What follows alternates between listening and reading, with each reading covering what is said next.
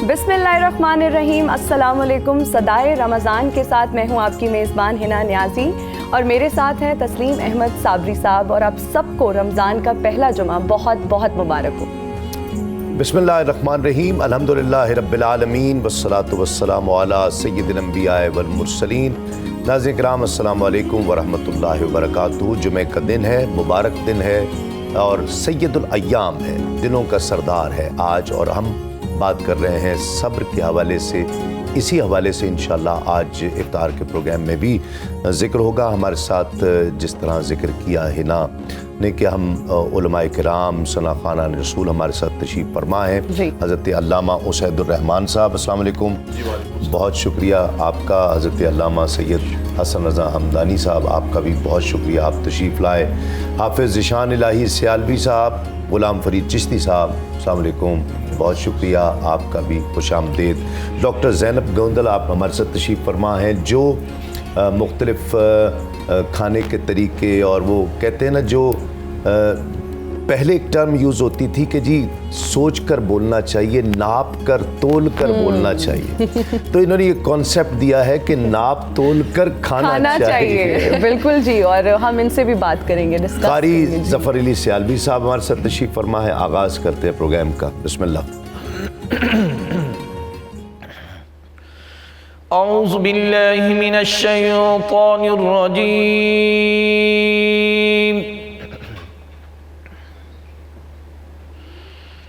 बिस्मिल्लाहिर रहमानिर रहीम।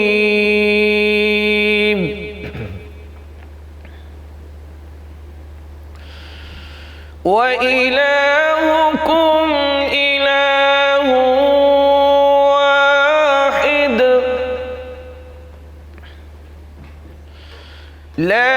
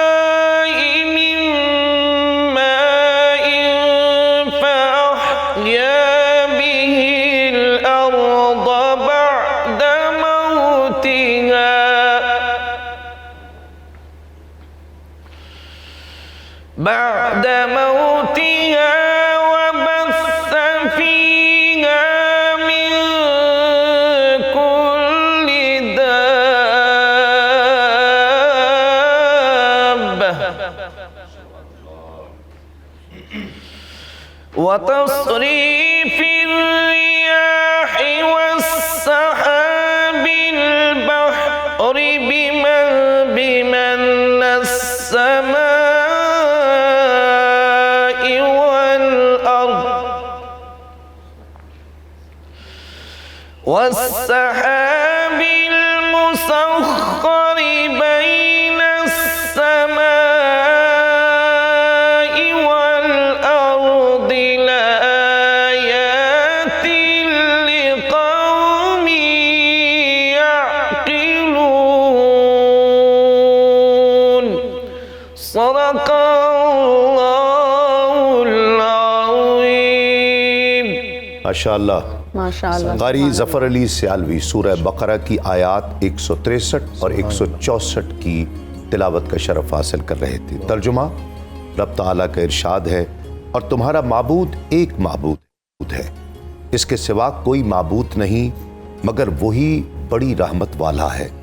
बेशक आसमानों और ज़मीन की पैदाइश और रात और दिन का बदलते आना और कश्ती के दरिया में लोगों के फ़ायदे लेकर चलती है, और वो जो अल्लाह ने आसमान से पानी उतार कर मुर्दा ज़मीन को उससे जिला दिया और ज़मीन में हर किस्म के जानवर फैलाए और हवाओं की गर्दिश और वो बादल के आसमानों ज़मीन के बीच में हुक्म का बांधा है, उन सब में अक्लमंदों के लिए ज़रूर निशानियां हैं। अल्लाहुल अज़ीम ने सच फरमाया। नाज़रीन किराम, ये तो आयत मुबारक का तर्जुमा है, और आज की हदीस से जुमे का दिन है, तो सैयदुल अय्याम है, जो दिनों का सरदार है, और इस हवाले से जो आज हदीस पाक है जो आज की, वो एक वजीफ़े पर भी है, एक दुआ पर भी है, एक तरीक़े पर भी है, जिसे नोट करना चाहिए, हर एक को नोट करना चाहिए। हज़रत साद बिन मालिक रज़ी अल्लाह ताला अन्हु से रिवायत है कि रसूलुल्लाह सल्लल्लाहु अलैहि वसल्लम ने इरशाद फरमाया कि क्या मैं तुम्हें अल्लाह करीम के इस्म आज़म के बारे में रहनुमाई न करूं कि उसके साथ जब दुआ मांगी जाए तो कबूल की जाती है, और जब सवाल किया जाए तो पूरा किया जाता है। तो सहाबा किराम ने अर्ज़ की कि या रसूल अल्लाह, बयान फरमाइए। आका अलैहिस्सलाम ने फरमाया कि वो दुआ है जो यूनुस अलैहिस्सलाम ने मछली के पेट में 3 अंधेरे दिनों में मांगी थी। ला इलाहा इल्लल्लाह, ला इलाहा इल्ला अंत सुब्हानक इन्नी कुन्तु मिनज़ ज़ालिमीन। एक शख्स ने अर्ज़ की कि या रसूल अल्लाह, क्या ये हज़रत यूनुस अलैहिस्सलाम के साथ ख़ास है? तो आका अलैहिस्सलाम ने इरशाद फरमाया कि तुमने अल्लाह करीम का ये फरमान नहीं सुना और उसे गम से निजात बख्शी, और ऐसी ही मुसलमानों को निजात देंगे।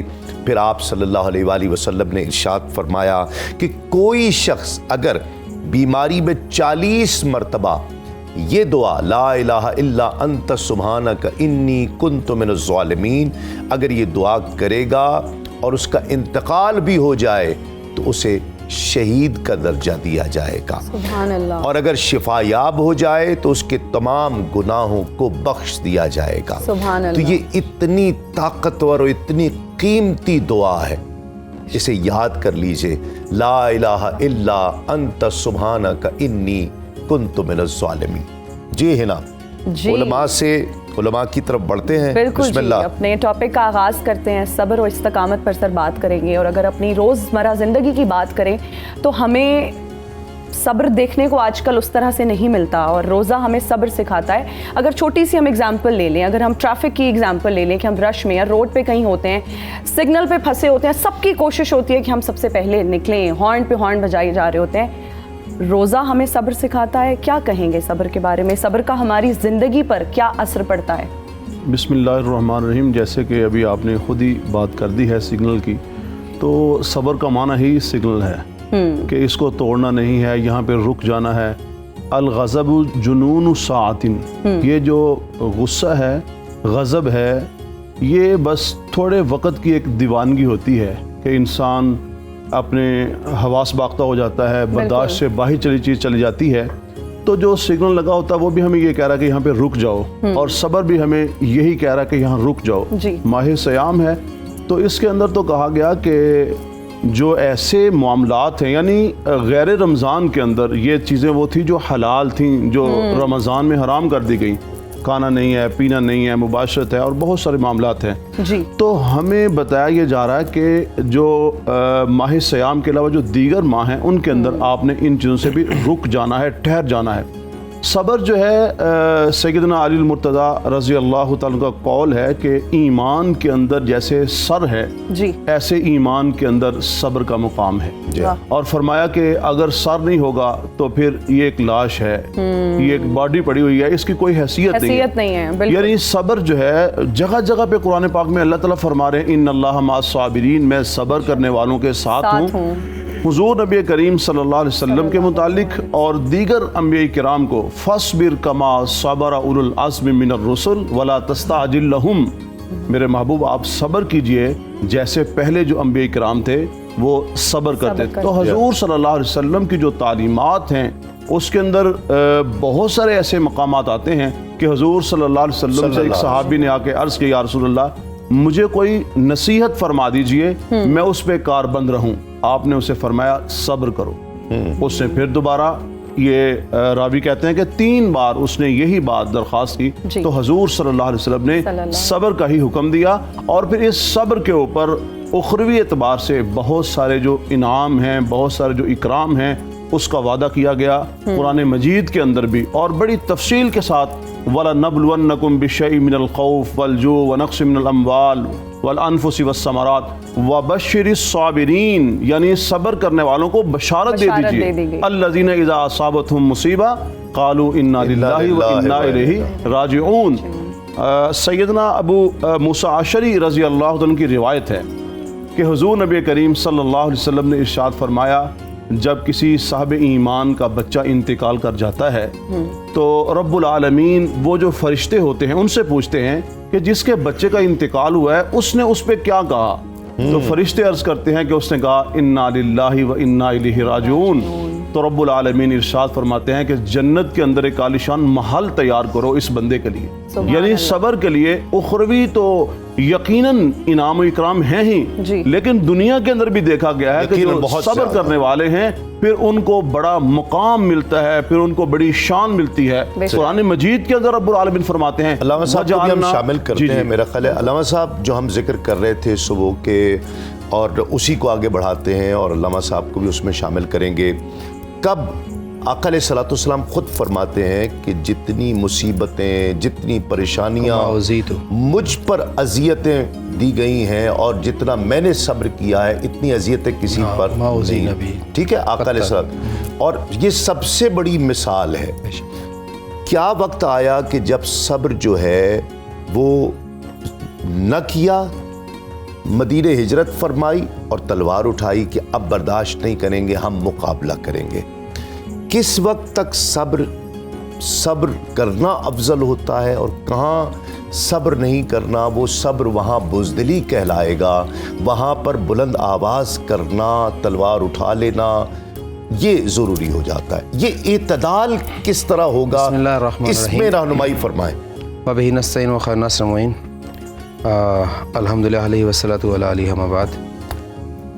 नबी अकरम सल्लल्लाहु अलैहि वसल्लम की ज़ात फ़कत साबिर नहीं, सबूर है, बहुत ज़्यादा सब्र करने वाले। अच्छा, इसमें साबरी साहब आपकी बात में आप ख़ुद साबरी हैं। एक थोड़ा सा मैं उसमें अगर आप इजाज़त दें तो थोड़ी सी उसमें अमेंडमेंट करना चाहूँगा, तब्दीली करना चाहूँगा। नबी ने किसी मंजिल पे सब्र का दामन हाथ से नहीं छोड़ा। ठीक है।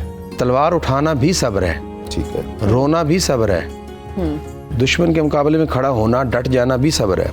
अपने दिफा के लिए मैदान में उतरना भी सब्र है। यानी नबी अकरम सल्लल्लाहु अलैहि वसल्लम की ज़ात की निस्बत कतन ऐसा नहीं है कि उन्होंने किसी मंजिल पर सब्र को हाथ से जाने दिया। मैंने वही अर्ज़ किया कि अब बर्दाश्त नहीं करेंगे, अब मुकाबला करेंगे। नहीं, बर्दाश्त फिर भी वो बर्दाश्त है। मुकाबले की मंजिल में भी देखें ना कि जब कैदी आते हैं तो उन कैदियों से क्या क्या सलूक किया जाता है, और मद्दे मुकाबल को देखा जाए कि मद्दे मुकाबल क्या सलूक कर रहा है और हजूर क्या सलूक फरमा रहे हैं। ठीक है। उनके फरमा रहे हैं कि इनके जिस्म को मुसला ना किया जाए, मकतूलीन के मुद्दे जो कैदी हुए हैं उनको कैद किया गया और फिर उनसे जजिया लेकर उनको छोड़ा गया। यानी इस मंजिल पे भी सब्र की इंतहा है। बहरहाल ये जो आपकी वाली बात थी। अच्छा, इसमें अब सब्र कहाँ करना चाहिए? सब्र के लिए जो रवायात की रोशनी में अर्ज़ करना चाहूँगा कि 4 मंजिलें ऐसी हैं कि जो सब्र कहलाती हैं। ठीक है। अला, अन, इंदा, मिन। ठीक है। अला सब्र, अला ता यानी अल्लाह की इताअत पर मुस्तकिर रहना, ये सब्र है। ठीक है। यानी उसकी इताअत है कि आप सुलह कर लो तो सुलह करना सब्र है। फिर सुलह हुदैबिया होती है और वहाँ पे उंगलियाँ भी उठती हैं, लेकिन सब्र किया जाता है। नतीजा क्या मिलता है? फतह मक्का हो जाती है। ठीक है। सब्र अला ता, सब्र अनिल मसीया यानी अल्लाह की नाफरमानी से बचने के लिए। अल्लाह की नाफरमानी फ़कत नहीं बल्कि खुदा के बारे में किसी गुमान से बचने के लिए। जिस तरह आपने हज़रत यूनुस ज़ल्नून सल्लल्लाहु अलैहि के बारे में जिक्र फरमाया कि हज़रत यूनुस अलैहिस्सलाम ने फ़कत ज़न किया, गुमान किया, कि जब खुदा ने कहा था कि मैं अजाब भेजूंगा और कौम ने इस्तगफार किया और हज़रत यूनुस चले गए, एक आलिम को साथ लेके, आबिद को साथ लेके, और आलिम को शहर में छोड़ के चले गए और ख़बर दे गए कि अजाब आएगा। 3 थे, आलिम, आबिद और हज़रत यूनुस पैगंबर, तो उनको साथ ले गए। तो जब वापस भी आलम के सामने लोगों ने आसार देखे कि परिंदे अपनी पोटों को ज़मीन पे लगाए हुए हैं और ज़मीन हिल रही है और सुर्ख आसमां हो चुका है और सूरज अपनी पूरी तवानाइयाँ डाल रहा है ज़मीन पे, अब वो घबराए और हज़रत यूनुस के सहाबी के पास आए। तो हज़रत यूनुस का वो दोस्त आलिम उन सब को लेके मैदान में गया, औजारी की, गिरिया पका किया, अल्लाह ने अजाब डाल। जब हज़रत यूनुस पलट के आए, देखा कि शहर कायम है, अजाब नहीं आया, तो उन्होंने गुमान किया कि खुदाया तेरी मखलूक थी अल्लाह नक़दर अलैह, तो इस पे मतलब कि नहीं चाहता था कि इनको अजाब दे, तो फिर मुझे क्यों इनके बारे में। तो फिर जब पलटे तो फिर मछली ने उनको अपने शिकम में ले लिया और फिर वो दरिया में गिरे। और मैं यही सवाल इंशाल्लाह दोबारा आप तक लाता हूँ। मैं हमारे साथ तशरीफ़ फरमा है ग़ुलाम फरीद चिश्ती और हाफिज़ ज़ीशान इलाही सियालवी। ग़ुलाम फरीद चिश्ती, बिस्मिल्लाह।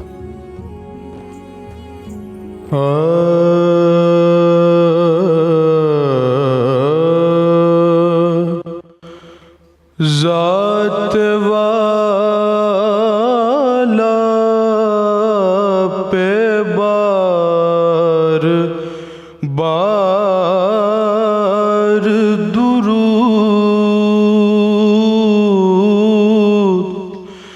बार बार और बेशुमार दुरूद, उन्हें किसके दुरूद की परवाह,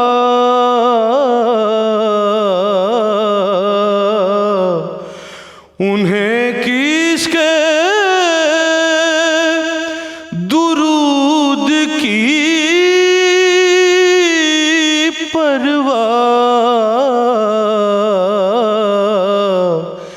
भेज जब उनका किरदगार दुरूद,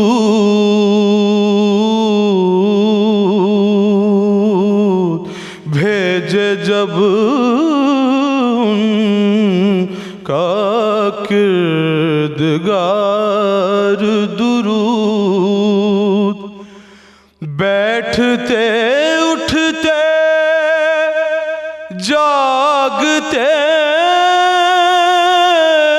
सोते,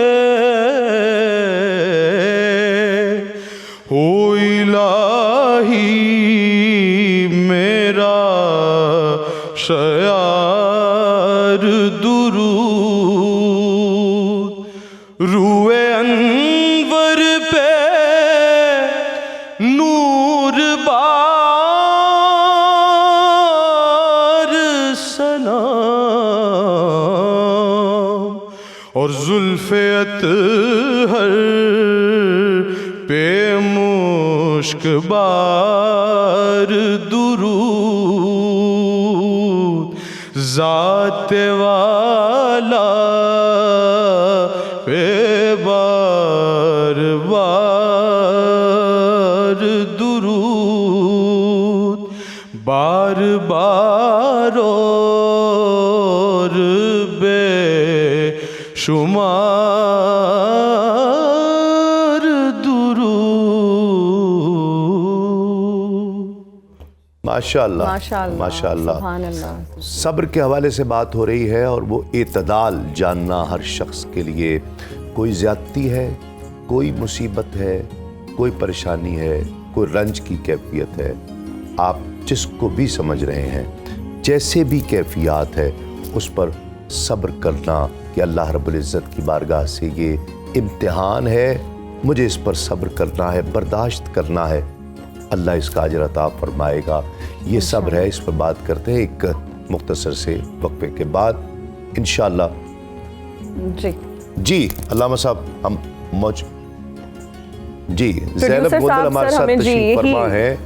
बिल्कुल आवाज़ सही नहीं आ रही है। जी जी जी, हम आगे बढ़ेंगे ट्रांसमिशन में और अब बात करेंगे ज़ैनब गोंदल साहिबा से। और कल भी हमने टॉपिक डिस्कस किया, हाइड्रेशन के हवाले से हमने बात की। बहुत ज़रूरी है जब हम रोज़ा रखते हैं अपने आप को भी हाइड्रेटेड रखें। पानी अगैन आपने कल उसके बारे में बताया, लेकिन बहुत सारे लोग जो हैं वो रोज़ा जब सहरी का टाइम होता है तो एंड पे वो ये करते हैं कि चाय पी लेते हैं। देन अगैन इस पर भी हमारी डिस्कशन हो रही थी कि डायूरेटिक ड्रिंक्स होते हैं, कॉफ़ी है, टी है, ब्लैक टी है। क्या कहेंगी, क्या रोज़ा जब बंद करना होता है तो चाय पी लेनी चाहिए एक कप, जो लोग चाय के बगैर सर्वाइव ही नहीं कर सकते?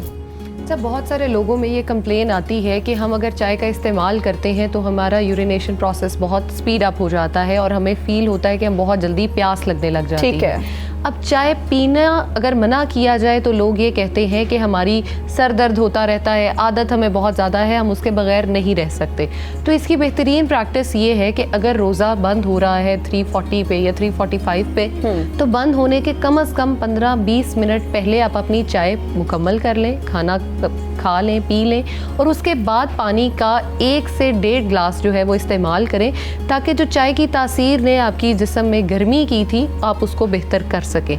अब वो लोग जो आखिरी मिनट तक इस्तेमाल करते हैं और चाय भी पी रहे होते हैं, और अगर चाय में चीनी का इस्तेमाल भी आप करते हैं तो चाय में जो चीनी है वो भी आपको बहुत ज़्यादा प्यास लगवाती है। अच्छा, क्या इसका ऑल्टरनेट हम ब्राउन शुगर या फिर गुड़ का इस्तेमाल बहुत लोग करते हैं, फिर शहद जो लोग अफोर्ड कर सकते हैं, क्या उसका ऑल्टरनेट चीनी का ये है? चीनी का ऑल्टरनेट ना तो शहद है, ना गुड़ है, ना शक्कर है चाय में। अच्छा। क्योंकि शहद को जब गर्म किया जाता है तो उसकी तासीर बिल्कुल बदल जाती है, वो अपने फ़ायदे बिल्कुल ख़त्म कर देता है। अच्छा। अगर गुड़ की हम बात करें तो गुड़ एनीमिक पेशेंट जिनमें खून की कमी होती है उनके लिए बहुत बेहतरीन होता है, लेकिन अगर हम उसको चाय में डाल देते हैं तो वो भी अपने फ़ायदे छोड़ देता है। अच्छा। क्योंकि जो पत्ती होती है चाय की वो उसको एब्जॉर्ब कर लेती है, हिंड्रेंस कॉज करती है, हमारे जिस्म में वो जज्ब नहीं हो पाता। अच्छा। इसलिए अगर चीनी ही इस्तेमाल करनी है तो उसका बेस्ट ऑप्शन है स्टीविया। स्टीविया एक पौधे का वो पत्ते होते हैं, आप वो बाजार से खरीद ले, काफ़ी सस्ते मिल जाते हैं, बहुत सारे ब्रांड्स भी दे रहे हैं। अगर घर में कोई क्यारी वगैरह नहीं है, आप वहाँ नहीं लगा सकते, तो आप उसको ख़रीद के रख लें। किसी भी कंपनी की जो वो टैबलेट्स और वो मिलती हैं उनके नुकसान होते हैं, लेकिन अगर आप स्टीविया इस्तेमाल करते हैं, नेचुरल स्वीटनर है, इसका कोई नुकसान नहीं है। दूसरा, बहुत सारे लोगों को फिज़ी ड्रिंक्स पीने की बहुत ज़्यादा आदत होती है, जो कि सफ़ेद, काली बोतल, लाल, नीले शरबत हर तरह के मौजूद होते हैं, लोग वो बहुत पीना पसंद करते हैं। लेकिन अगर आप शहर में बहुत ज़्यादा फिज़ी ड्रिंक यानी चीनी वाली बोतलों का इस्तेमाल कर लेंगे तो पानी नहीं पिया जाएगा, आपका खाना भी जल्दी हजम हो जाएगा और आपको सारा दिन प्यास और भूख की शिद्दत ज़्यादा महसूस होगी। इस पर बात करेंगे एक मुख्तसर से वक्फे के बाद लौटते हैं इंशाअल्लाह, और उलमाए किराम से गुफ्तगू भी होगी, हम लोग साहिबा से भी बात करेंगे एक मुख्तसर से वक्फे के बाद। देख सदाए रमज़ान।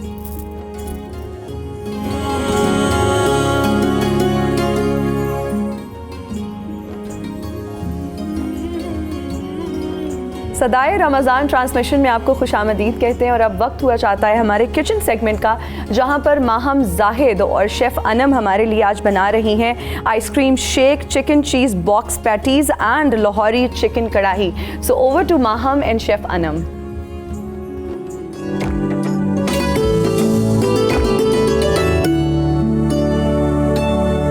जी हिना, बहुत शुक्रिया। सदाए रमज़ान के साथ कुकिंग सेगमेंट का नाम है माहम जाहिद और मेरा साथ देंगी अनम शेख, जो कि बहुत ही मज़ेदार प्यारे प्यारे खाने बनाएंगे और हम मज़े के इनके साथ बातें करेंगे। कैसी हैं आप? मैं बिल्कुल ठीक हूँ, आप कैसी हैं? अल्हम्दुलिल्लाह।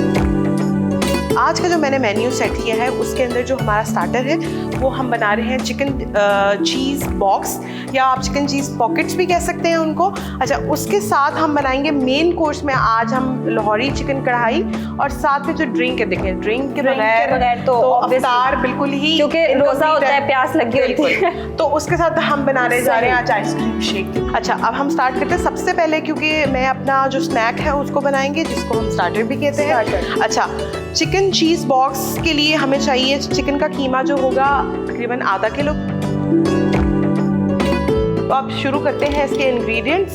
सबसे पहले जो है इसके अंदर जाएगा ये कुटी हुई लाल मिर्च, कुटी हुई लाल मिर्च जा रही है इसके अंदर। तकरीबन हम इसके अंदर 1 टीस्पून के करीब भर के ऐड करेंगे, ठीक है। उसके बाद इसके अंदर जाएगा सॉल्ट। अच्छा, सॉल्ट टू टेस्ट है, इसमें 1 टीस्पून के करीब जो है सॉल्ट जाएगा।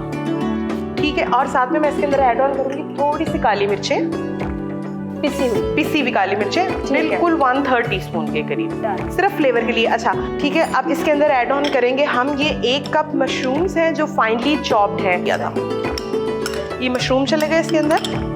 अच्छा, साथ में अब इसके अंदर ऐड करेंगे हम तकरीबन 2 टेबलस्पून के करीब, 2 से 3 टेबलस्पून अनियंस। उसके बाद हम इसके अंदर ऐड ऑन करेंगे 2 टेबलस्पून के करीब धनिया। अच्छा, अब हम इसको करेंगे अच्छी तरीके से मिक्स। अच्छा, अब last but not the least हम इसके अंदर ऐड करेंगे मोज़रेला चीज। अच्छा, ये आपका जो है बैटर बन के अब हो गया है रेडी। अच्छा, अब यहाँ पे अगर आप देख रही होंगी कि तो मैंने ये मैदा रखा हुआ है, ये मैदे के अंदर अब मैं ऐड करूँगी थोड़ा सा जो है पानी।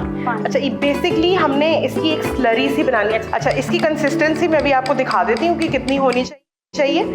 ये इस कंसिस्टेंसी में होना चाहिए। ठीक है, ये अब हमारी मैदे की स्लरी रेडी हो गई है। अच्छा, अब मैं इसको ज़रा थोड़ा सा यहाँ पे उठा लेती हूँ और मैं अपनी ये जो रोल पट्टी थोड़ा सा खोल लेते हैं और इसके अंदर से मैं तकरीबन थोड़ी सी जो है वो निकाल लेती हूँ। अच्छा, अब ये देखें, ये आपने जो है समोसा पट्टी इस तरह से खोल लेनी है। अब आपने समोसा पट्टी जब खोल लेनी है तो आपने क्या करना है, इसको सबसे पहले ऐसे करके सीधा करके रखना है, ठीक है, और इसके ऊपर आपने लगाना है बड़ा आर्ट एंड क्राफ्ट वाला काम लग रहा है। ये स्लरी जो आपने बनाई है ये लगानी है, ठीक है। उसके बाद आपने इसी तरह प्लस की शेप में प्लस इसको ऐसे करके एडजस्ट कर देना है, ठीक है। ये बहुत इंपॉर्टेंट है। उसके बाद अब आपने इसके अंदर ऐड करनी है ये वाली स्टफिंग। नाइस, ठीक है। अब आपने जो स्लरी है अपनी लेनी है, इसकी सारे कॉर्नर्स पे आपने एज इट इज ऐसे करके लगा देनी है। अच्छा, यूजुअली जब ऐसा होता है कि फ्राई करने वाली चीज़ होती है वो हाफ कुक्ड होती हैं जी, मतलब ये पूरा कच्चा है, ये कच्चा है। अच्छा, अब आप बारी आगे मेन इंपॉर्टेंट पार्ट की, इसको बंद कैसे करना है। अब हम उसके साथ ये वाली साइड को बंद करेंगे, ओके, और फिर ये वाली साइड को, it's just like box, yes, done, और ये ठीक है जी, ठीक है। और फिर आपने क्या करना है, इसको हाथ से थोड़ा सा प्रेस कर देना है सारे कॉर्नर्स को, ठीक है। इसको बेसिकली लग गया है, जो मैदे की स्लरी है वो बन गया है, तो अब इसके ये हो गया।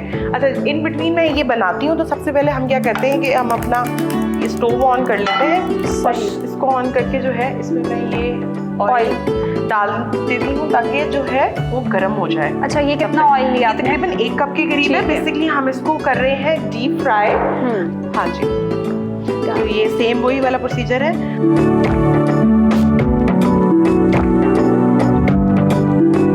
ऑयल हमारा गर्म हो गया है और अब हम इसको अपने इनको जो है फ्राई करना शुरू करेंगे। अच्छा, सबसे पहले जो है इनकी जो आग है मैं थोड़ी हल्की करूँगी। इसको हम जितना हो सकेगा हल्की आंच पे कुक करेंगे ताकि अंदर से जो है हमारा चिकन का कीमा वो अच्छे तरीके से कुक हो जाए। सही, तो जनाब जो जितना भी मवाद हमने वो बनाया था उसके हमने बॉक्सेस बना लेने हैं और ये 1 बॉल जो था हमने ऑयल का इस्तेमाल किया, उसमें ये हम अब फ्राई कर रहे हैं। हाँ जी, और हल्की आंच पे, बिल्कुल। अच्छा जी, अब इसको करते हैं हम डिश आउट, ठीक है, ठीक है। और ये देखिए कलर भी जो है हमारा डिज़ायर आ चुका है और इसको करते हैं अब बंद और इसको मैं करती हूँ अपनी प्लेट में सर्व। हमारे और प्रेजेंटेशन तो बहुत मैटर करती है। हाँ जी, नाइस।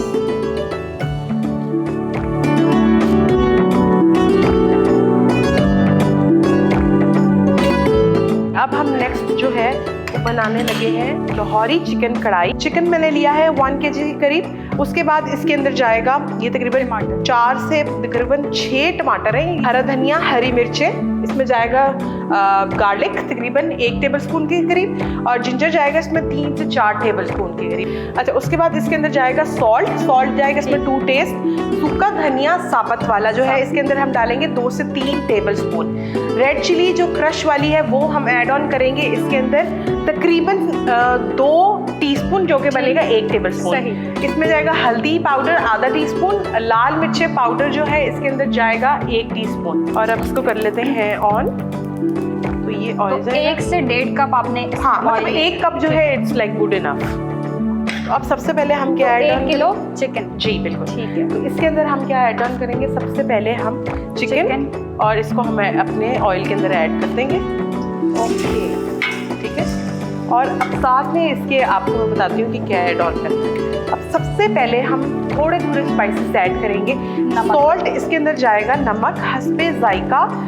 अभी मैं इसके अंदर 1 टीस्पून के करीब जो है वो यूज़ कर रही हूँ। अच्छा, यहाँ पे और साथ में मैं इसके ऐड करूँगी हल्दी पाउडर थोड़ा सा, हल्दी पाउडर 1/3 टीस्पून के करीब। ठीक है। और साथ में मैं इसके अंदर ऐड करूँगी ये जो कुटी हुई लाल मिर्च है, ये बिल्कुल स्टेक। अच्छा, मैं आपकी ये कढ़ाई की ये मुझे लगता है कि ये यूनिक चीज़ है कि आपने हर चीज़ पहले डाल दी है। अच्छा, इसकी बुनाई करेंगे, साथ साथ जो है इसके अंदर हम ऐड ऑन करेंगे अब हमारा जिंजर गार्लिक पेस्ट। तो ये जाएगा इसके अंदर गार्लिक, और ये जो है इसके अंदर जाएगा जिंजर। ओके। और जिंजर की आपने देखा कि क्वांटिटी ज़्यादा है, क्योंकि उसी का ही सबसे ज़्यादा फ्लेवर जो है निकल के आएगा। अच्छा, अब ये जितनी देर में ये इसका मसाले के साथ ये देखें, अब अलग से ग्रेवी सी ये रेडी हो गई। और कलर कितना खूब, कलर इसका देखें बिल्कुल सही रेड लाहौरी कढ़ाई वाला आ गया है। अब हम इसके अंदर ऐड करेंगे ये टमाटोज भी हैं और दही भी। अच्छा, अब ये टमाटर डाल लिए हैं और अब हम इसकी जो है 1 से 2 मिनट इसको स्टर करेंगे। और साथ ही मैं इसके अंदर तकरीबन 1 से 1.5 ग्लास पानी का ऐड करता हूँ, ताकि जो है हमारा चिकन और हमारे टमाटर जो है अच्छी तरीके से, ठीक है, वो भुन जाए। ठीक है जी। अब ये तकरीबन लगेगा इसको 15 मिनट्स लगेंगे इसको कुक करने में। और ये हमारा जो पानी बिल्कुल अच्छी तरीके से ड्राई हो जाएगा। ड्राई होने के बाद जब पानी ड्राई होगा उसके बाद हम इसके अंदर योगर्ट ऐड करेंगे। अच्छा, इतनी देर में मीनवाइल जो है हम ऐसे करते हैं कि अपनी जो है ड्रिंक की तरफ चलते हैं, जो कि हमारा आपका फेवरेट, मेरा फेवरेट आइसक्रीम शेक जो है वो बनाते हैं जी। अच्छा, सिंपल इंग्रेडिएंट्स है इसके लिए मिल्क हम लेंगे 3 to 4 ग्लास के करीब। उसके बाद इसके अंदर जाएगी शुगर 2 से 3 टेबलस्पून। अच्छा, शुगर को आप चाहें तो स्किप भी कर सकते हैं। अच्छा, वनीला एसेंस जाएगा इसके अंदर 1/3 टीस्पून, जो कि बहुत ही ज़रूरी है। और साथ में इसके अंदर जाएगी तकरीबन 4 से 5 टेबलस्पून क्रीम के, फुल फैट क्रीम जो होती है वो ऐड करेंगे। उसके बाद इसके अंदर जाएंगे बिस्किट्स, कुकीज़, कोई भी क्रीमी कुकी जो कि वनीला साइड के ऊपर हो, वो हम इसके अंदर ऐड ऑन करेंगे। जो हमने इसमें पानी ऐड ऑन किया है वो अब आहिस्ता आहिस्ता जो है ड्राई होने के प्रोसीजर में। अच्छा, अब हम इसके अंदर 1/2 कप के करीब जो है योगर्ट ऐड ऑन करेंगे। ठीक है। अच्छा, दही, ठीक है, दही जो है आपने जो आम कूंडे की दही होती है वो यूज़ करनी है। मतलब मीठी वाली योगर्ट बिल्कुल भी नहीं। अब हम आप इसको गलाएं और मैं अब आपके लिए ग्राइंडर निकाल देती हूँ। Thank you. अच्छा, जितनी देर में आप इसको सेट करती हैं, आप मुझे ये इसका जग दे दें। ओके। और मैं इसका प्रोसीजर स्टार्ट करती हूँ। अच्छा, प्रोसीजर स्टार्ट करने के लिए जी सबसे पहले हम अपने जग के अंदर दूध ऐड करेंगे, जो कि है 3 से 4 ग्लास के करीब। ठीक है जी, 3 से 4 ग्लास इसके अंदर जाएगा मिल्क। उसके साथ हम इसके अंदर ऐड ऑन करेंगे, मैं स्पून ले लूँ। उसके बाद हम इसके अंदर ऐड करेंगे वनीला एसेंस। वनीला एसेंस इसके अंदर जाएगा तकरीबन 1 टीस्पून के करीब। उसके बाद हम इसके अंदर ऐड करेंगे शुगर, जो कि मैंने डाली हुई है इसके अंदर 2 से 3 टेबलस्पून। जैसे कि मैंने आपको पहले भी बताया था कि आप शुगर जो है इसको स्किप भी कर सकते हैं। और इसके अंदर जाएगा ये 1 छोटा कप है। और जितने भी आपने ग्लासेस बनाने, क्वांटिटी आप डबल करते जाएं। जी। अच्छा, अब इसके अंदर मैं ऐड करूँगी ये यम्मीएस्ट पार्ट। अच्छा, अब हमने क्या करना है, सबसे इम्पोर्टेंट पार्ट, ये हाफ मैंने इसमें डाल दी। ठीक है। और हाफ उसके बाद हम ऐड ऑन करेंगे। डन हो गया। अब इसके अंदर ये जो बिस्किट्स हैं हमारे वो ऐड करेंगे। ऐड करके आपने सब मिक्स करके ग्राइंड कर देना। जी बिल्कुल। और 2 हम रख लेंगे अपनी गार्निश। देखिए, गार्निश बहुत इम्पोर्टेंट है। अब आप इस तरफ आ जाएं। डन। ठीक है, ठीक है। और मैं इस तरफ आ जाती हूँ ताकि मैं इसको जो है अच्छे तरीके से ब्लेंड कर सकूँ।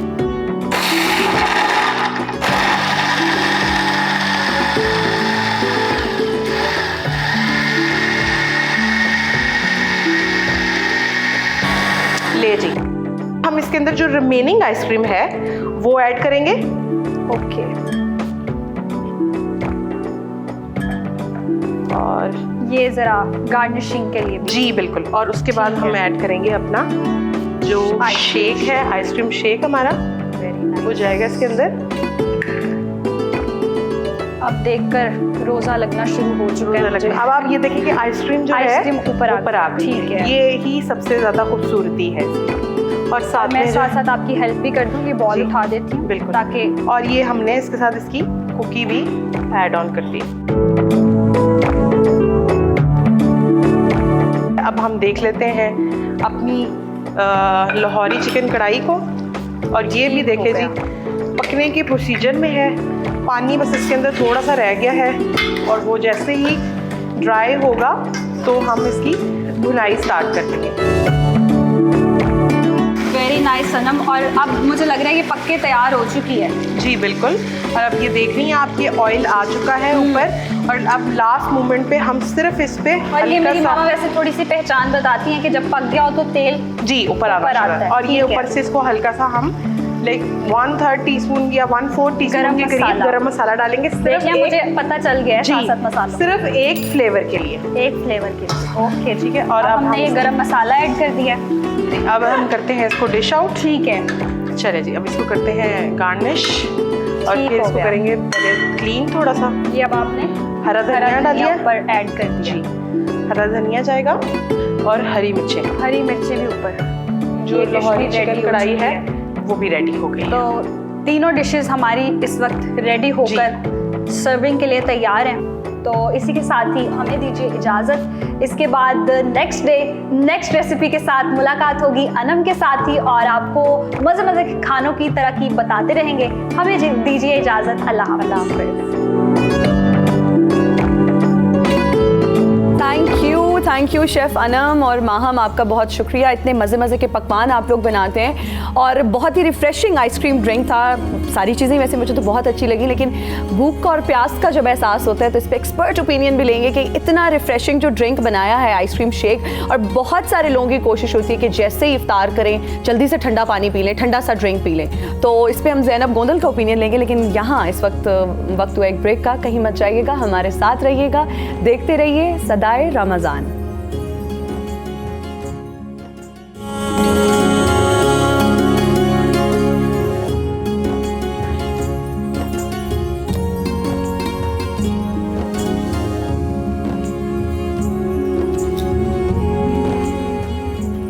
नाज़रीन किराम, खुशामदीद, आपका खैर मकदम है सदाए रमज़ान की इस स्पेशल इफ्तार ट्रांसमिशन में। हमारे साथ हमें ज्वाइन किया है, बहुत देर से हम मुंतज़िर थे और सब्र कर रहे थे कि अभी तक नहीं आए।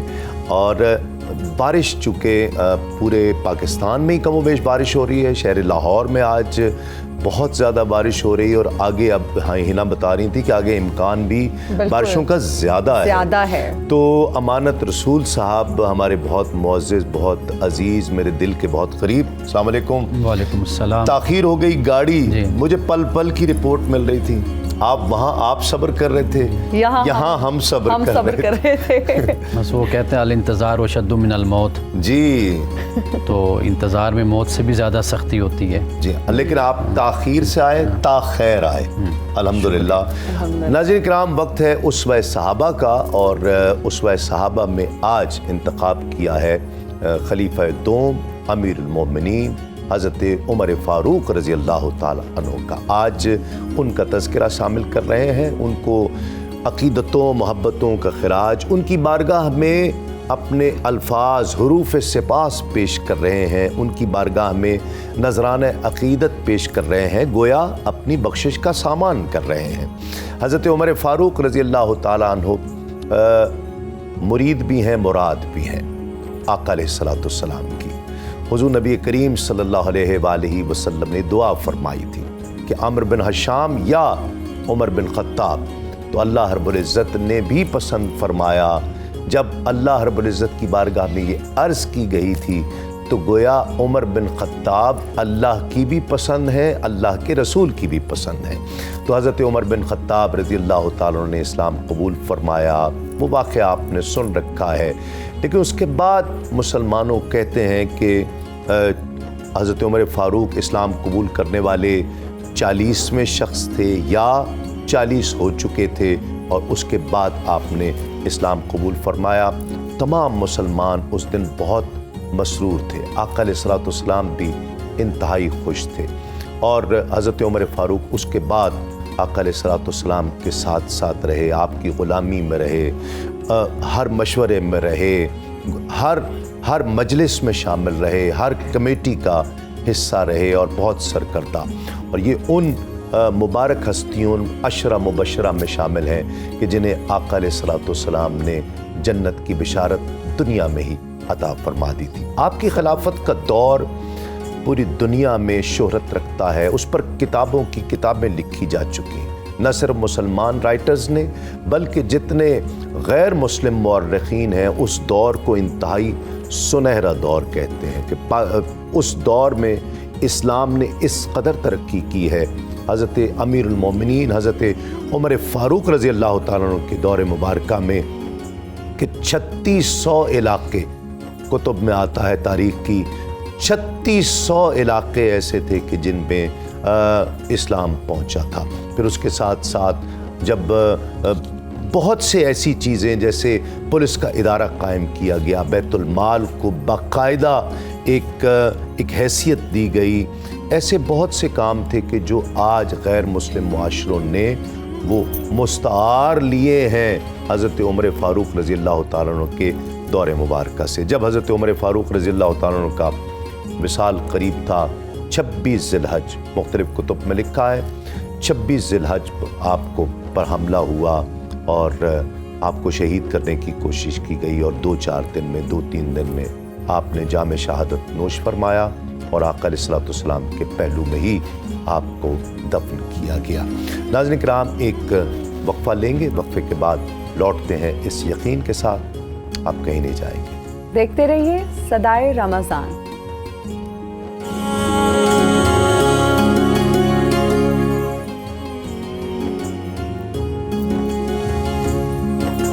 सदाए रमज़ान में एक बार फिर से आपको खुशामदीद कहते हैं और अब डॉक्टर ज़ैनब गोंदल की तरफ बढ़ते हैं और उनसे एक और कमेंट लेते हैं इफ्तार के हवाले से कि जैसे ही रोज़ा इफ्तार करते हैं बहुत सारे लोगों की कोशिश होती है कि खजूर के बाद ठंडा यख जो है वो पानी पी लें, जूस पी लें, क्या कहेंगे कोई भी? हमारे जिस्म का निज़ाम जो है वो बहुत गर्म है, हमारा टेम्परेचर बॉडी का गर्म होता है। जैसे ही हम उसमें बहुत ज़्यादा ठंडा पानी डालते हैं तो वो बॉडी एक फाइट एंड फ्लाइट की पोजीशन में आ जाती है कि उसे समझ नहीं आता कि मैं किस तरह से रिएक्शन दूं इस ठंडे पानी का। ये तो सिर्फ पानी का है, जब जूस या डिफरेंट तरह की सॉफ्ट ड्रिंक्स और वो चीज़ें भी ऐड होती हैं तो उनका टेस्ट और वो भी हमारा मैदा, मोस्टली लोग कहते हैं रमज़ान में पेट ख़राब हो गया, हमारा जो है वो निज़ाम हाजमा ठीक नहीं रहता। वो यही रीज़न है कि 15-16 घंटों की प्यास, भूख के बाद ठंडा पानी, उसके बाद डिफरेंट तरह की लवाजमात जो कि हैं हमारी फ्राइड आइटम्स और हमने सब खाई, जितना पानी पिया जो बॉडी में डाला था वो भी निकल गया और बॉडी से एब्जॉर्ब हो गया। अब इसमें जो ऑप्शंस हम इफ्तार में ऑप्ट कर सकते हैं वो ये है कि सबसे पहले जब आप इफ्तारी करें खजूर से करें, उसके बाद एक नॉर्मल टेम्परेचर का जो रूम टेम्परेचर का पानी हो उससे इफ्तार करें। अच्छा, अगर ज्यादा गर्म पिए तो ज्यादा बेहतर है, कुछ लोग कहते हैं बेहतर है क्योंकि वो जिस्म के साथ मिल जाएगा और वो हमारी वेन्स को ज्यादा तंग नहीं करेगा और ज्यादा जल्दी एब्जॉर्ब वाटर। जैसे हाँ, जो चाय आम अल्फाज में चाय जितना गर्म और रूम टेम्परेचर के दरमियान वाला गुनगुना पानी जिसको गुनगुना पानी, उसका अगर इस्तेमाल किया जाए तो वो सबसे बेहतरीन है क्योंकि हमारी बॉडी का फिर टेम्परेचर फ्लक्चुएट नहीं होता। उसको जैसे हमें अपने जैसा साथी मिल जाए तो हम बड़े खुश हो जाते हैं, वही काम बॉडी उस टाइम पे करती है। अगर अपने जैसा उसको मिल जाए तो फिर वो बाकी हम जो चीजें खाते हैं उसको इजीली बॉडी में डाइजेस्ट हो जाए। अच्छा ज़ैनब, फिर ये भी होता है कि जी मशरूबात में फ्रेश जूसेस, जो लोग बड़े हेल्थ कॉन्शियस भी होते हैं उनकी कोशिश होती है कि इसमें शुगर नहीं है, हम ये ऐसा कर लेते हैं कि फ्रेश जूसेस पी लेते हैं, फिर फ्रूट पंच ही बना लेते हैं सारे मिक्स फ्रूट्स का। क्या कहेंगे, आजकल स्ट्रॉबेरी का सीजन है, बहुत ज्यादा पसंद किया जाता है स्ट्रॉबेरी शेक या जूस, तो क्या उसका इस्तेमाल कर सकते हैं विदाउट शुगर? अच्छा, जो फ्रूट है जब उसका जूस बनाया जाता है तो उसका जितना फाइबर होता है वो सब निकल जाता है, पीछे सिर्फ शुगर कंटेंट बचता है। अच्छा। तो अगर आप उसमें चीनी डाल रहे हैं, नहीं डाल रहे, वो सिर्फ आप चीनी ही पी रहे हैं, किसी फ्रूट का फायदा जो है वो आपकी बॉडी में नहीं जाता। अच्छा? जैसे स्ट्रॉबेरी की अगर हम बात कर लेते हैं तो इनरिच होती है विटामिन सी के साथ, हमारे मेटाबॉलिज्म के लिए बहुत अच्छी है, स्किन के लिए बहुत अच्छी है, हमारी बॉडी का जो निज़ाम है उसको बेहतर करने में मदद करती है। लेकिन जब आपने उसका जूस बनाया तो उसका सारा फाइबर फाइबर बाहर निकल गया, सिर्फ उसकी कह लें कि वो स्ट्रॉबेरी के चंक्स और छोटे से वो रह गए, उसका एज सच कोई फ़ायदा आपकी बॉडी में नहीं होता। और नींबू पानी का भी इस्तेमाल फिर बहुत लोग कहते हैं कि जी बहुत मुफीद है। इलेक्ट्रोलाइट अक्सर इम्बैलेंस हो जाता है, जिस तरह आप बता रही हैं, हाजमे का प्रॉब्लम हो जाता है लोगों को, स्टमक अपसेट हो जाता है। तो क्या नींबू पानी इफेक्टिव है, हम पी सकते हैं कम शुगर के साथ? नींबू पानी बहुत इफेक्टिव है। कोशिश ये की जाए कि उसमें चीनी ना डालें, नमक के साथ उसको लें। नमक और नींबू पानी जब मिक्स करके आप लेंगे तो वो आपके जिस्म में जाके काफ़ी अच्छा इफेक्ट देगा। और बहुत सारे लोग जो वज़न कम करने की कोशिश कर रहे हैं उनके लिए ये बहुत ज़्यादा मुफीद ड्रिंक रहता है, क्योंकि बॉडी में से जो फैट कंटेंट होता है वो बॉडी में जाते ही निकाल देता है। ठीक हो गया। नमकियात की कमी को पूरा करता है, बिल्कुल। अच्छा ज़ैनब, इफ्तार के बाद अक्सर लोगों की ये शिकायत होती है कि बहुत थकावट हो रही है, और तरावी के बाद जब वो आते हैं फिर उनकी ये कोशिश होती है कि एक कप चाय का पी लें या फिर कॉफ़ी पी लें। अगैन वही सेम सवाल, और उनको ये लगता है कि अगर उन्होंने नहीं पी कॉफ़ी या चाय तो उनका दिन कंप्लीट नहीं है, तो वो ज़रूर पीते हैं। तो क्या इफ्तार के बाद एक कप चाय coffee, would you recommend that? हम बिल्कुल पी सकते हैं अगर आप अपने पानी की रूटीन को सेट कर लें। देखिए, आपने इफ्तार से लेके सोने तक कोशिश करें तकरीबन 5 से 6 ग्लास पानी अपने पी लें। तरावी पढ़ने आप जा रहे हैं तो पानी में चिया सीड या तुख्म लंगा डाल के आप ले जाएं। तो 1 ग्लास पानी सादा जो है और चिया सीड वाला जो पानी है वो 1 ग्लास चिया सीड वाला पानी 2 से 3 ग्लास की हाइड्रेशन आपको दे देता है। ठीक है, तो वो ज्यादा मुफीद है। आप इफ्तार के लिए, उसके लिए तरावी के लिए जा रहे हैं, अपना पानी साथ ले जाएं, पानी पूरा करें, उसके बाद चाय पीने में कोई दिक्कत, कोई मुजायका नहीं। जबरदस्त हो गया, जबरदस्त हो गया। डिटॉक्स वाटर भी पी सकते हैं, एप्पल्स और या बिल्कुल पी सकते हैं, वो तो लेकिन बहुत अच्छा है। हाँ, कोई रेसिपी बता दे, क्विक एंड सिंपल। उसके अंदर एक खीरा ले लें, उसके साथ पुदीने के पत्ते ले लें, दारचीनी ले लें और 1 इंच अदरक ले लें। उसको आप मिक्स करके पानी में डाल दें, लेकिन फिर वही बात, नॉर्मल रूम टेम्परेचर हो। उसमें आप इफ्तार से तकरीबन 1-1.5 घंटा पहले बनाकर रख दें और इफ्तार के बाद आप उसको पिएं तो बेहतरीन है। जबरदस्त हो गया, बहुत शुक्रिया ज़ैनब। हम तो आपकी जो है ना टिप्स को बहुत रिलीजियसली फॉलो कर रहे हैं, साबरी साहब भी और मैं भी, और आई एम श्योर हमारे जो मोअज़्ज़िज़ गेस्ट हैं वो भी बहुत अच्छे तरीके से फॉलो करें, क्योंकि ब्रेक में हमारी जो डिस्कशन हो रही होती है वो ज़्यादातर ज़ैनब से। रसूल साहब के लिए भी मैंने एक डाइट प्लान बनवा लिया है। अरे वाह। तो डॉक्टर साहिबा से, और इंशाल्लाह वो उनको भी पेश करना है और फॉलो भी करेंगे डॉक्टर साहब। डॉक्टर, शर्त ये है फॉलो करना पड़ता है, तो आप फॉलो करने के लिए? डॉक्टर साहब कर लेंगे, मुझे लगता है हम तो हैं ही फॉलो करने वाले। अरे वाह वाह वाह, क्या बात है जी। और ट्रांसमिशन में आगे बढ़ते हैं। इस वक्त एक नन्हे मुन्ने से बच्चे ने हमें ज्वाइन किया है रोज़ा कुशाई के लिए। सर, मैं गुजर जाऊँ? बहुत प्यारा सा बच्चा है माशाल्लाह, और ये पहुंच गया, ये बड़ी बात है ना? एग्जैक्टली। बारिश हो रही है माशाल्लाह। बारिश के बावजूद मौसम जो है ना बड़ा ही अपसेट था, लेकिन फिर भी पहुंच गया। अस्सलाम वालेकुम, क्या नाम है? वालेकुम सलाम, मेरा नाम अहमद है।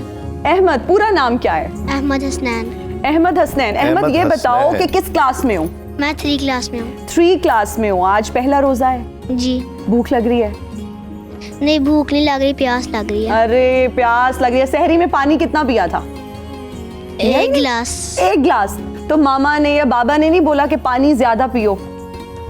कहा था, लेकिन मैंने कहा था मैंने एक ही पीना। अच्छा, जुमे के बाद मम्मा ने ये भी कहा होगा कि सो जाओ ताकि रोजा गुजर जाए जल्दी जल्दी जी। है ना? जी। तो हमारी मम्मा भी हमें कहती थी ये।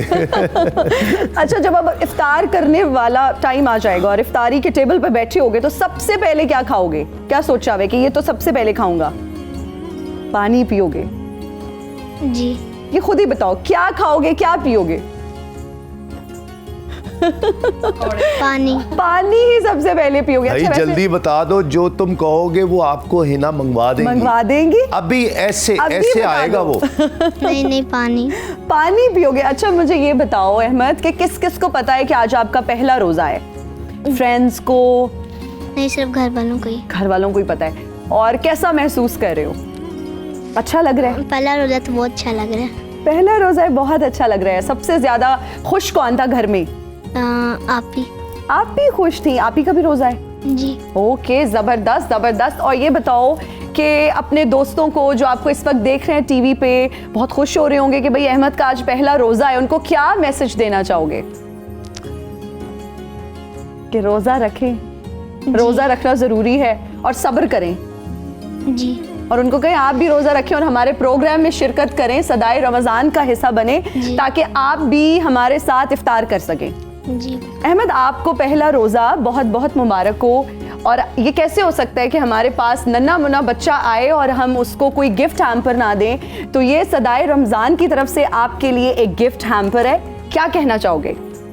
शुक्रिया। शुक्रिया कहना चाहोगे? Thank you Ahmed, thank you. जी नाजरीन, आज हमने आपकी मेरा कैमरा कौन सा है मुझे बता दीजिए। जी, हमने आपकी मुलाकात करवाई अहमद से, जिनका आज पहला रोज़ा है, इफ्तारी के लिए एक्साइटेड भी है, लेकिन अगैन प्यास बहुत लग रही है, जिस पे डॉक्टर ज़ैनब गोंदल का हमने टेक लिया कि प्यास अगर ज़्यादा लगे तो क्या करना चाहिए, कितनी क्वांटिटी में पानी कंज्यूम करना चाहिए। और हमारी कोशिश होगी कि हम यहाँ रोज़ा कुशाई करवाते रहें, ऐसे नन्हे मुन्ने बच्चों से आपकी मुलाकात करवाते रहें जिनके पहले रोज़े हैं, पहला रोज़ा है, ठीक है। और अभी प्रोड्यूसर साहब बता दें ब्रेक लाहौर उसके मुज़ाफ़ात में इफ्तार का वक्त करीब है। इंशाल्लाह हमारे यहाँ भी कारी साहब तशरीफ़ फरमा है, वो अज़ान देंगे और सब कुछ सेट है इंशाल्लाह। इफ्तार का वक्त करीब है लाहौर और उसके मुज़ाफ़ात में एक मुख्तसर से वक्फे के बाद।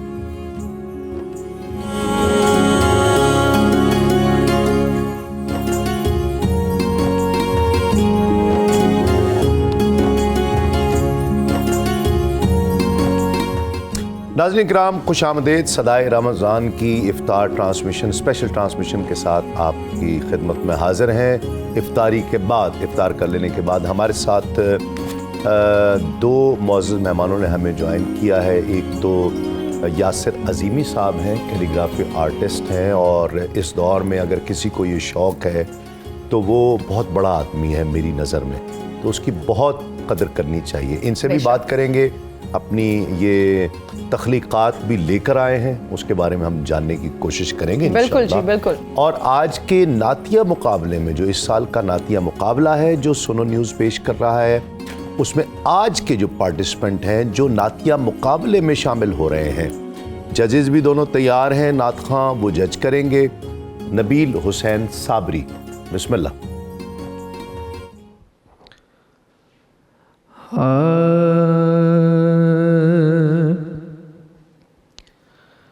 रख ले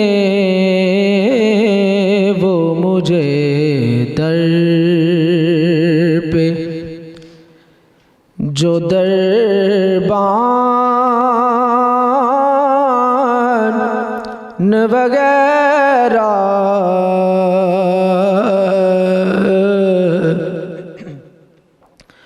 फिर क्या है मेरे सामने,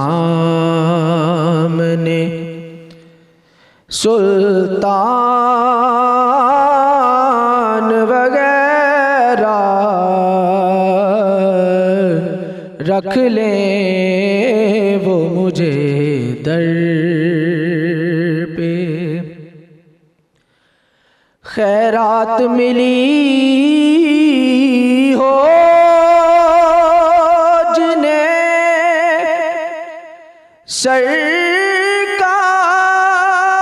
सरकार के दर से, खैरात मिली हो जिसे सरकार के दर से, दुनिया के उठाते नहीं एहसान वगैरह रख ले वो मुझे दर। और आका की चटाई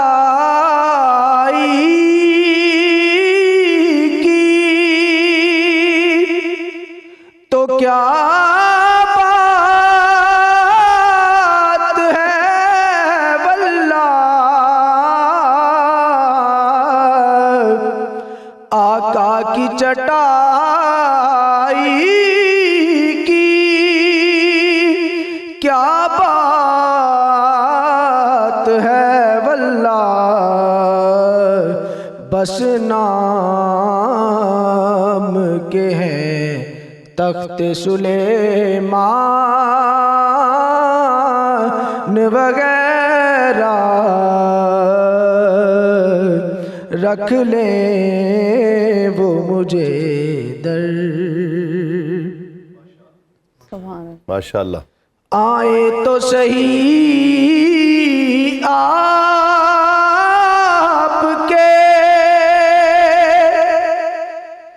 मंगते के मुकाबिल, आए तो सही आपके मंगते के मुकाबिल, जितने हैं ज़माने के ये सुल्तान वगैरह। सुभान जी अल्लाह। क्या कहेंगे, वक्फे पर जाना है, जल्दी से एक एक जुमले में। माशाल्लाह बहुत अच्छी कोशिश की है आपने।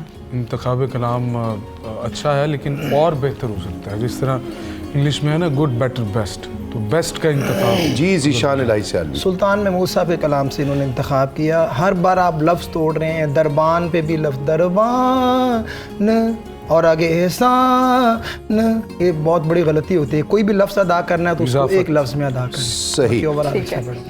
कराची और उसके मज़ाफ़ात में इंतहाई इफ्तार का वक्त करीब है। इफ्तारी करने वाले इंशाअल्लाह मगरिब का वक्त करीब है, तो कराची वालों के लिए दूसरा रोज़ा इफ्तारी का वक्त हुआ चाहता है। इफ्तार के बाद आपसे मुलाकात होगी। देखते रहिए सदाए रमज़ान।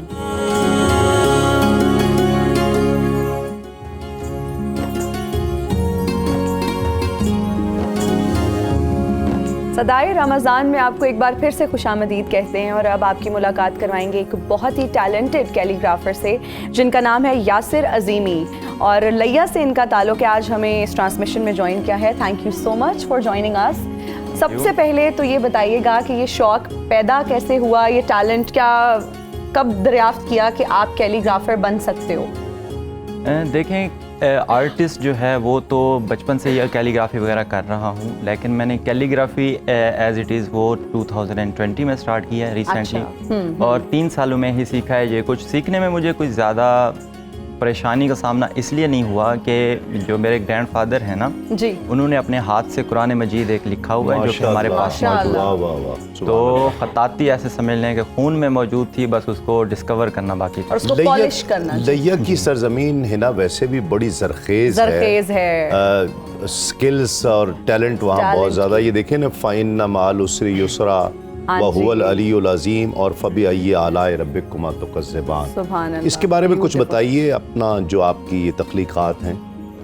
अच्छा, ये जो पेंटिंग्स हैं ये ख़ाते सुल्स में लिखी हुई हैं। वो जो 2 हैं वो पेंटिंग हैं और ये क्लासिकल कैलीग्राफी जैसे कहते हैं कि कलम के साथ लिखा हुआ। और ये गोल्ड लीफ के साथ बनाई हुई है। In fact gold, copper, silver leaves को मिक्स करके बनाई है। अच्छा जी। अच्छा यासिर, ये बहुत इसमें इंट्रिकेट डिटेल्स हैं, बहुत नफासत का काम है। तो कितने वक्त में आपने सीखा और अभी आप ऑनलाइन लोगों को भी ट्रेनिंग्स देते हैं, किस तरह से ये सारा सिलसिला चलता है, इसके बारे में बताइए।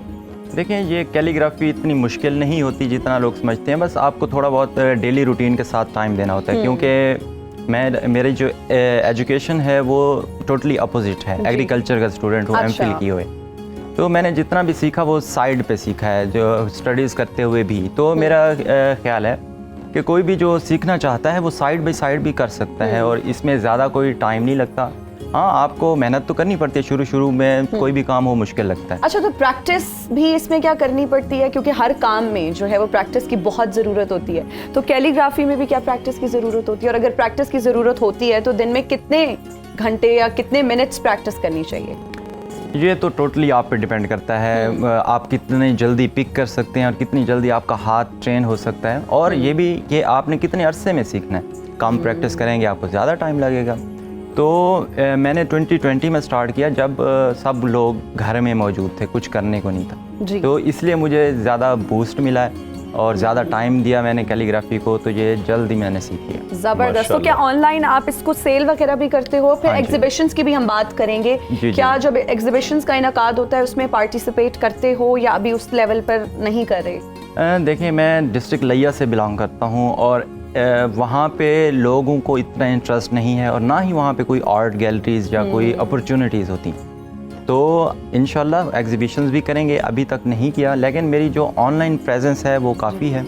मेरा यूट्यूब और इंस्टाग्राम पे एज ब्रांड नेम पेंटास्टिक वैली से, तो वहाँ से मैं ज़्यादातर ऑनलाइन ही काम करता हूँ। और फ्यूचर प्लान्स कोई अगर हैं, कैलीग्राफी से रिलेटेड हैं?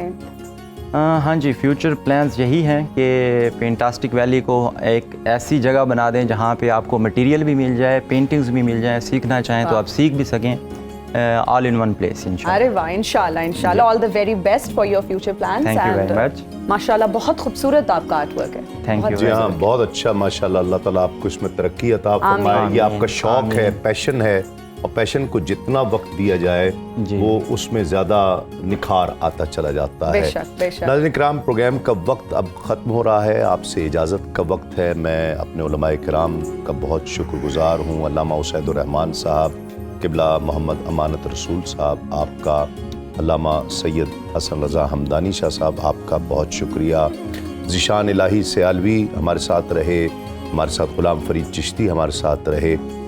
इजाज़त दीजिए, वक्त है और ब्रेकिंग न्यूज़ का, न्यूज़ क्लॉक होगी और इंशाअल्लाह आपसे सहर के प्रोग्राम में मुलाकात होगी। तस्लीम अहमद साबरी और हिना न्याज़ी, इजाज़त दीजिए। अस्सलामु अलैकुम। तस्लीमात।